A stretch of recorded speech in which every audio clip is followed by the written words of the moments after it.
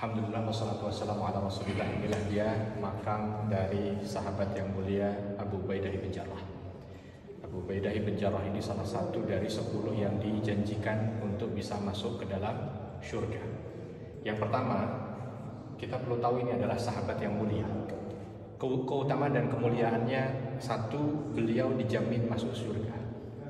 Jadi di antara 10, satu di antaranya 10 sahabat itu ada di sebelah kita saat ini.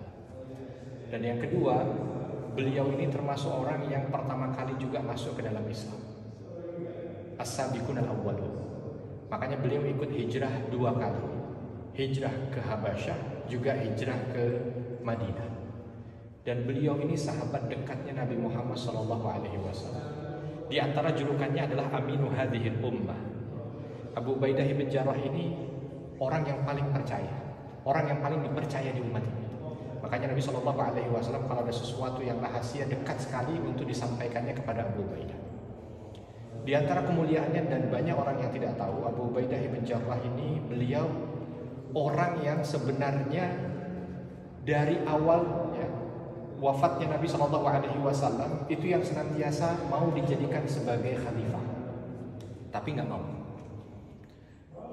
Akhirnya ditunjuk Abu Bakar As-Siddiq. Abu Bakar As-Siddiq tadinya ingin menunjuk beliau, tetapi karena ada isyarat-isyarat, akhirnya Abu Bakar As-Siddiq mengikuti isyarat dan petunjuk yang ada, akhirnya menunjuk Umar bin Khattab radhiyallahu anhu. Umar bin Khattab radhiyallahu anhu ketika beliau meninggal dunia, ketika beliau ingin meninggal dunia, yang diucapkan salah satunya, kalau Abu Ubaidah bin Jarrah masih hidup, maka aku akan pilih langsung Abu Ubaidah untuk menjadi khalifah setelahnya. Sekali lagi bukan karena apa-apa, karena kemampuan beliau. Tetapi beliau ini orang yang paling tidak mau namanya tampak. Coba kalau ditanya sekarang, kalau kita nyebut Abu Bakar pasti semuanya tahu. Nyebut Umar bin Khattab semuanya tahu. Utsman, Ali radhiyallahu anhum semuanya tahu. Tapi kalau Abu Ubaidah tidak. Jarang orang-orang awam yang tahu, jarang. Padahal ini sahabat yang tidak kalah mulia dari 4 orang khalifah yang awal. Bahkan banyak sekali kesempatan beliau ini mendapatkan jaminan surga. Bayangkan dari perang Badar sudah bersama dengan Nabi. Semua peperangan yang diikuti oleh Nabi beliau ikut. Bahkan di perang Uhud beliau menjadi tameng bagi Nabi. Ada beberapa dari tameng kepala Nabi SAW yang mulia itu ada besi-besinya itu yang nyangkut di di pipi beliau itu dicabut dengan gigi Abu Ubaidah bin Jarrah. Sampai giginya itu copot. Jadi beliau ini beberapa giginya copot bukan di medan perang. Padahal beliau tidak ada peperangan yang tidak diikuti. Artinya bukan kena musuh, tapi copotnya karena mengambil besi-besi yang nancep di pipi baginda Nabi Muhammad SAW. Memang beliau terkenal sebagai ahli perang. Kita kalau ditanya di dalam Islam siapa yang ahli perang, jawaban pertama siapa? Umar. Terus berikutnya lagi siapa misalnya? Yang senior-senior? Hamzah. Kalau yang kelas junior, Khalid. Artinya aku junior dari segi usia. Nama Abu Ubaidah bin Jarrah nggak disebut. Padahal ini adalah orang di antara para sahabat yang oleh Nabi SAW senantiasa dipilih untuk menjadi panglima. Buktinya, ketika Abu Bakar radhiyallahu anhu menjadi khalifah, beliau diangkat menjadi panglima. Di saat Umar bin Khattab radhiyallahu anhu menjadi khalifah, beliau diangkat menjadi panglima. Kalau saat ini kita sedang berada di atas bumi Syam, maka yang membuka bumi Syam adalah Abu Ubaidah bin Jarrah. Abu Ubaidah bin Jarrah.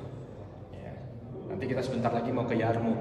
Nah, ketika sampai di Yarmuk, beliaulah menjadi panglima pengganti Khalid bin Walid yang membuka Masjidil Aqsa di bawah kepemimpinan Abu Ubaidah bin Jarrah. Ada momen-momen yang unik dari Abu Ubaidah bin Jarrah ini adalah momen di mana ketika situasi-situasi genting yang kalau itu dibiarkan umat Islam bisa pecah. Penting buat kita ya. Umat Islam bisa pecah.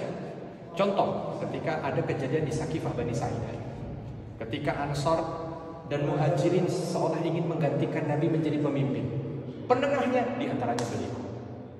Ketika Umar bin Khattab menjadi khalifah, bahkan ketika momen genting di saat Yarmuk itu terjadi peperangan besar, Khalid bin Walid sebentar lagi menang, lalu digantikan dengan beliau mampu dengan baik komunikasi dengan Khalid sang jawara sehingga Khalid itu dengan mudahnya memberikan tampuk pimpinan kepada beliau tanpa ada rasa sedikit pun di hati untuk memberontak.